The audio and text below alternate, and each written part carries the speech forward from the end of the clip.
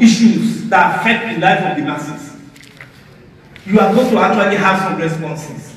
And that is what actually has gathered us, here today. So whether it's like that students union driver that goes to that students union bus, while all of us are busy loafing around and starts engine, and then there's every one of us thinking politically. That process is what has actually developed right now. And why we are here today is to concretize that process. We know quite well that there are obstacles in our front. There are obstacles we have to surmount in bringing, and organizing the masses of this country. It's a subjective issue. When we say a subjective question, it means it's a thing that it's scientific. You have to study it, and we have to use, our history, our philosophy, and our programs to guide us in this process. And that is what has actually started. This process has started months ago. Before the registration of the AAC, we have been having interactions. With the registration of AAC also, it has come with its own challenges. We have the Take It Back movement, and now we're having a movement called Alliance for the Masses Political Alternative, which actually is a vehicle upon which activists who may not want to actually take some full steps in becoming carrying members of the political movement as of now, but actually want to intervene. This movement is actually to cater for that, for those hungries. It's an attempt to unite all of us around a single issue, and it is not an issue that lacks programs, and that's why we have to agree on key programs upon which we are all coming together. Programs and methods need to actually be developed. That's the essence of this meeting today. This meeting is a unification meeting. This meeting is to further our political interest, and we cannot overemphasize the need for this kind of a process today. We cannot. On one side today, what are the options that we have that the masses have chosen to pick from? On one side, you have the PDP, completely worthless. On the other side, you have the APC, completely worthless. All of them are actually singing the same tunes. And therefore, the options of the masses need to actually be presented today in the most dynamic, the most creative manner, the most decisive manner. We need to actually all need to actually get involved in changing, the society. That's the preamble to what we are actually gathered here for today. This is a continuation of the meeting that we have started since October, and we will still be having more meetings. And Congress should take note of the fact that come November 18th, active campaign, ban on active campaign is going to be lifted, and everybody will be expected to participate. The Take It Back Showore movement and GAPA intend to actually go around the country, uniting all our forces, and preparing for leadership.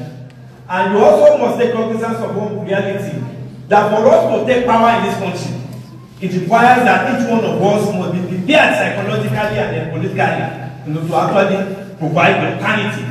Without this process taking place, we are not going anywhere. And this is why all of us must start get united, get educated, get organized, and get active. Because without it, we are going nowhere. Tomorrow a general strike is supposed to commence on the minimum wage. As far as we are concerned, we are totally in total support of every struggle of the Nigerian working people and youth, and of the struggle of every oppressed. But we also want to take it further, because we also realize that all the problems are political. The problem, the issue of the minimum wage, which of course we also raise them, as we are raising the issue of the minimum wage, we are also emphasizing the need for a maximum wage. These are concrete issues that only when we take political power can we actually, end this regime of attacks. And this is just one of the various aspects that we tend to actually concretely start addressing using, this platform. So we welcome all of you today to this gathering. We are still expecting more participants. Some are just leaving Abuja today, but we hope they will meet us. Our guests and our other participants are here. I would like to hand over to the chair to the moderator. We are still expecting our comrade Falano and Co. But as the meeting commences, we want to advise that all of us should put our phones in silence so that we do not disrupt the discussion. So, comrades, we hand over to thank you very much, Comrade Shady. We've heard from him, and we know very much that our lives are the most endangered in the country today because we speak the most dangerous phenomenon, which is the revolutionary truth. We are saying the truth to power, and we're fighting from all the ends. So, on this note, I want to first bring to the high table Comrade Omoyele Sowore, the presidential candidate of the African Action Congress. And the convener will take it back. Actually, I was about forgetting that because I know that we are not in the public here. And it's a day to also not only discuss the programs, but to also fashion a united perceptions and perspectives of the revolutionary left. Because we have a big opportunity to take up the ruling class in a broader manner. I think the last time we had that was with Gani Fawehinmi. And now we have a chance to also go further, bigger and stronger. So I know that comrades are already preparing their political arsenals to take up the discussions on our bigger point. We are still expecting the printed copies of the program so that we can be able to circulate it and communities can speak more from it. But we also want you to know that that program is not different from the program that we all know in terms of what we desire on the workers' movement, on the student movement, on the youth movement. We also need to have programs on what do we do if we take over political power, because those are the ways that the Nigerian masses will know that we are ready. We need to tell them what is to be done with the army, what to be done with the minimum wage, what is to be done on education, what is to be done on healthcare, and what is to be done on a lot of other issues. Coincidentally, we are in a period of the third decade that neoliberalism has been officialized in Nigeria through the structural adjustment program. So we are in a period where Nigeria is getting out of recession and running fast back to that recession. We know that it's not just running back to the recession, we are going deeply back to depression. Happily, the documents are around, and I feel that comrades can go on perusing that. So while we will be doing that, we will be asking Comrade Omoyele Sowore to take up an introduction of why he will be leading the campaign for presidency in the country and some other positions on the manifesto. Thank you. Thank you, comrades. I would have naturally loved to salute you in a revolutionary manner. But when you are in-house with your comrades, both the most senior ones, the established ones, the institutionalized ones, and the ones that are not only vibrant but dynamic, we'll keep it sweet and slow, or sweet and low, as we say. I don't want it to be too carbonated, because we actually have had a meeting here before, same venue, where the discussion was very clear. I came, presented my presidential aspirations at that time to the activist community here in Lagos, led by Comrade Femi Falana on that day. It was well attended, and we ended that conversation with two simple requests, and that was that I was asked to liaise with other activists in the house and work towards finding a political platform for the actualization of that aspiration.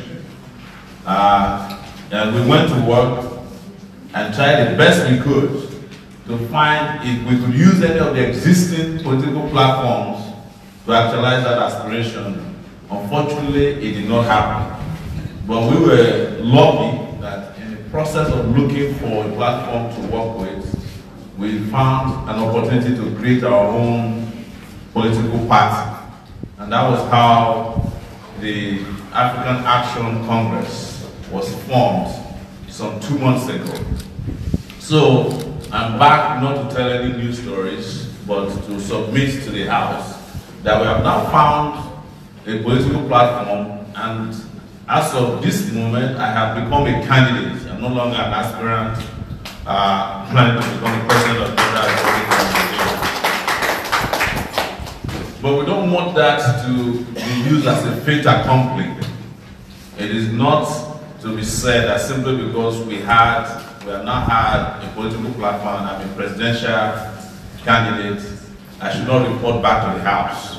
So that was the reason it was decided that we will expand the platform to include so many of our colleagues who are sending their apologies when we had the first meetings, and some who were not even contacted at all, to be present today, not only to get the reporting back of the decision to run or the candidacy, but to help scrutinize, engage with so many of the activities that have happened, scrutinize and engage with the documentation that we have in place, scrutinize and engage with strategy, and also for those who are active enough and willing, which I'm sure a lot of us are willing, to help become part of the mass movement that will uproot the long-established political cabal in this country that has been holding Nigeria to ransom for the last 58 years.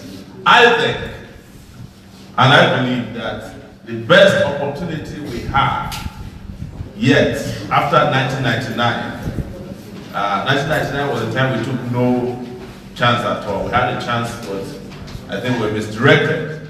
It's this time. Yes, Chief Gani Fawehinmi once contested as the presidential hopeful to turn Nigeria around, but as I've always said, Chief Gani Fawehinmi came before his very time. And a lot of people did not understand what needed to have been done because we were still going through the post-military lethargy, in my own view, even when Gani came.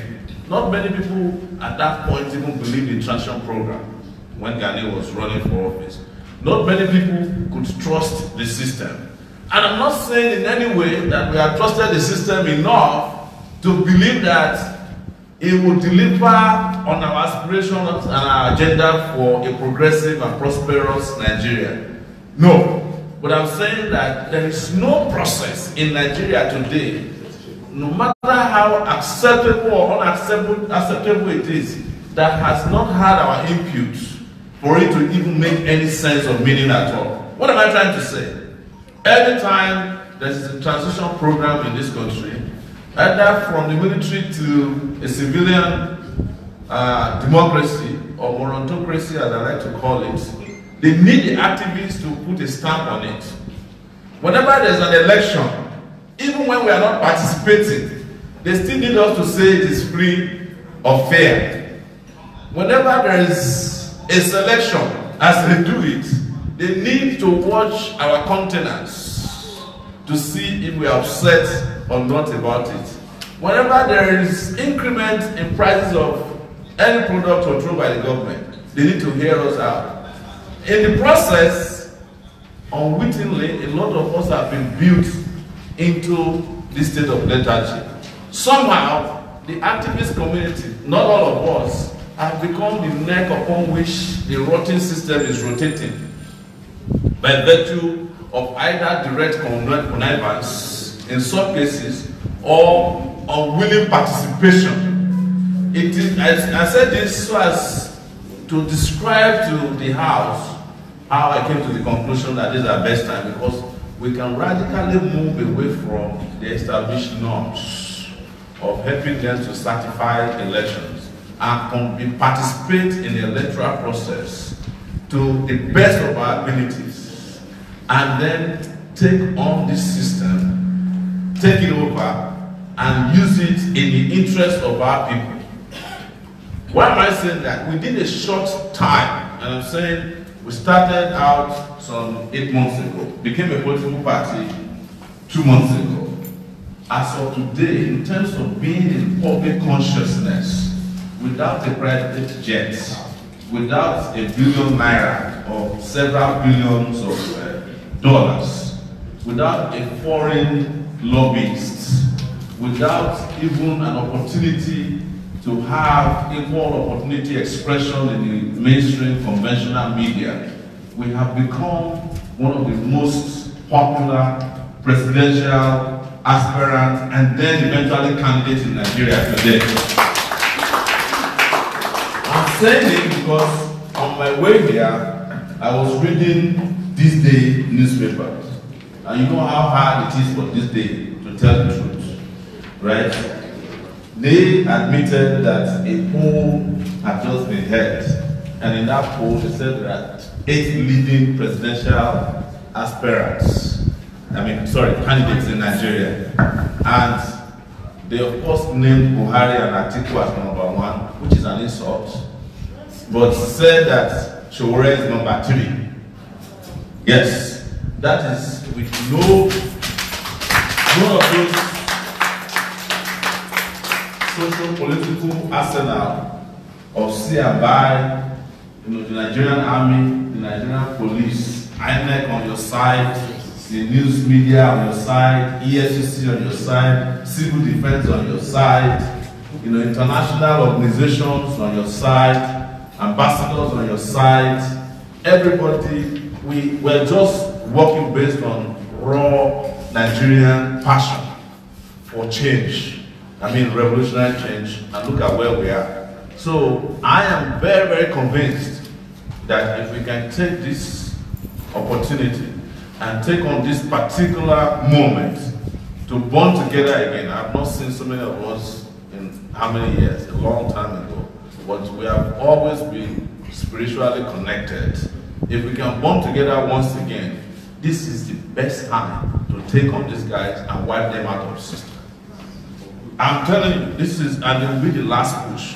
I met one of them today where I was coming from, one of these big politicians with APC. And he said, oh, we know you are very good, but you have to wait till 2023. And I said, the fact that you already know that we are good enough is enough for you guys to know that there's no 2023. Our 2023 will be our second term in office. And by then, yes. So it's fine, I agree with you that we'll wait till 2023, but that will be the second term of our tenure in office. They are already admitting that there is a national mystic in the air, as Bob Marley would like to say, and something is about to give. And I'm not saying it also, which is a way of wrapping up my initial. I'm not giving any particular direction to them. I want to hear you speak. This is a conversation between us. There's no big speeches here. But what I'm hearing from them is that, or what I want to say to you is that all of the efforts that I'm talking about has not even included your inputs yet. I've not gotten 5% of the activist community on our side yet. I have not seen any of you attended my rallies yet. We have just been saying hi, and the usual social media likes, In fact, I was worried about the activist community when I heard some of our activists the other day when I went to the Palace of the Oni of Ife. An activist who taught me how to be rebellious was asking why I did prostrate for the Oni of Ife. I said, what happened to activism? When we meet, we will discuss what has happened to some of our, wiring systems so that we can do a reset or a calibration. But the truth is that the moment we can get most of you on board, then I can actually start resting a little bit more too. Because I can imagine the energy of everybody in the house and those who may not be here today, of the activist community and those of you who are very good at marshalling and waiting for a moment that a young Nigerian that is passionate about progress, that's passionate about a revolutionary direction, that's passionate about prosperity and even peace. Justice first before peace, I would say, is the moment that the country has been waiting for. You will understand that regardless of how people may have treated you before now as activists, the moment we all born together, you see how much or how well. And let the world see how flawed the people who have been leading this country are. And for those who are out there who might have questions for me, because I don't want to assume that all of you know me. I know probably most of the people in the house, but those of you who do not know me enough as to want to have or ask some questions from me, please feel free to have a, a no-hold-barred conversation and engagement, interaction today. Once we are done, like I said, my burden will be lighter. I have no doubt. But that will depend on how well we are done from today's meeting.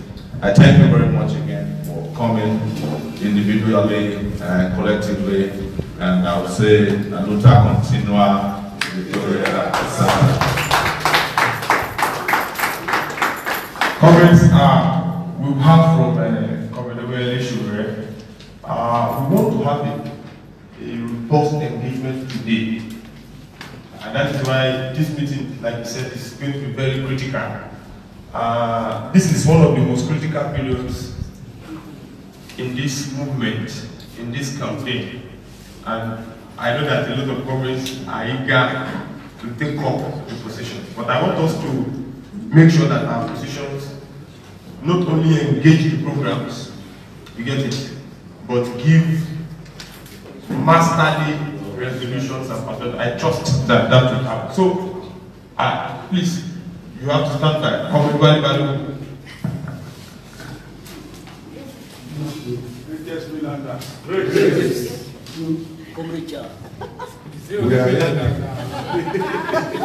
Greatest Milanders. Great. Of the greatest Milanders. Great. Greatest Nigerian people. Great. We are here because of Shure. He's our friend. At least we have been together behind the barricade. At least Debola Unilever. At least about 5 of us here. Our coming as a group, Europe, is to play the role that we have been playing in the past. We don't see a Shure for president the way we are organizing it. It should not be the way we are organizing our pressure groups. We don't know who is the coordinator in mainland, particularly in Lagos Central. We of Europe, we want to take up that challenge.